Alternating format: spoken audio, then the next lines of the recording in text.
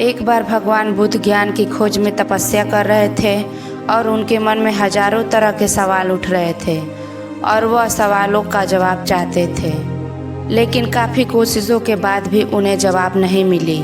तो उन्होंने आत्मज्ञान प्राप्त करने के लिए कठोर तपस्या शुरू कर दी।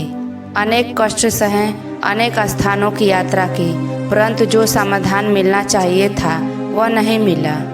एक दिन उनके मन में कुछ निराशा हुई।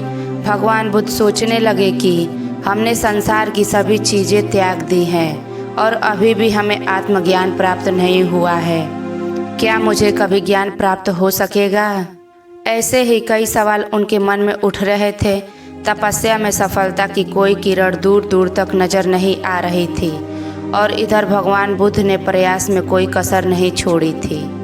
वह दुखी मन से इन प्रश्नों पर मंथन कर रहे थे। इसी दौरान उन्हें प्यास लगी। वह अपने स्थान से उठे और पानी पीने के लिए झील के पास गए।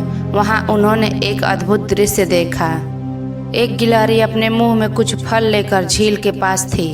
अचानक फल उसके मुंह से छूट गया और झील में गिर गया।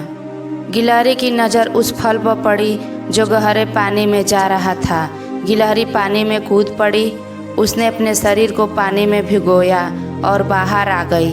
बाहर आकर उसने अपने शरीर पर लगे पानी को झाड़ा और फिर से झील में कूद गई। उसने यह क्रम जारी रखा। भगवान बुद्ध यह सब देख रहे थे, लेकिन गिलहरी इस बात से अनजान थी। वह लगातार अपने काम में व्यस्त रहती थी। भगवान बुद्ध सोचने लगे कि यह कैसी गिलहरी है, झील का पानी कभी नहीं सूखेगा। लेकिन उसने हिम्मत नहीं हारी। वह अपनी पूरी ताकत से झील को खाली करने की कोशिश कर रही थी। अचानक भगवान बुद्ध के मन में विचार उत्पन्न हुआ कि यह एक गिलहरी है, फिर भी यह अपने लक्ष्य को प्राप्त करने में लगी हुई है। अगर मैं भी कोशिश करूँगा तो सफलता अवश्य मिलेगी। और फिर से भगवान बुद्ध तपस्या में लग गए। इस प्रकार बुद्ध ने गिलहरी से सबक सीखा और तपस्या में लग गए और एक दिन उन्हें ज्ञान प्राप्त हुआ और वे भगवान बुद्ध बन गए। इस कहानी का सार यह है कि गिलहरी और बुद्ध की कहानी यह सीख देती है कि हमें जीवन में कभी हार नहीं माननी चाहिए और जीवन में अपने लक्ष्य को प्राप्त करने के लिए हमेशा प्रयास करते रहना चाहिए।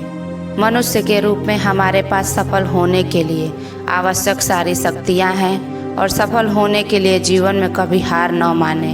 अगर आपको वीडियो अच्छी लगे तो चैनल को सब्सक्राइब करिए और लाइक शेयर कमेंट जरूर करिए।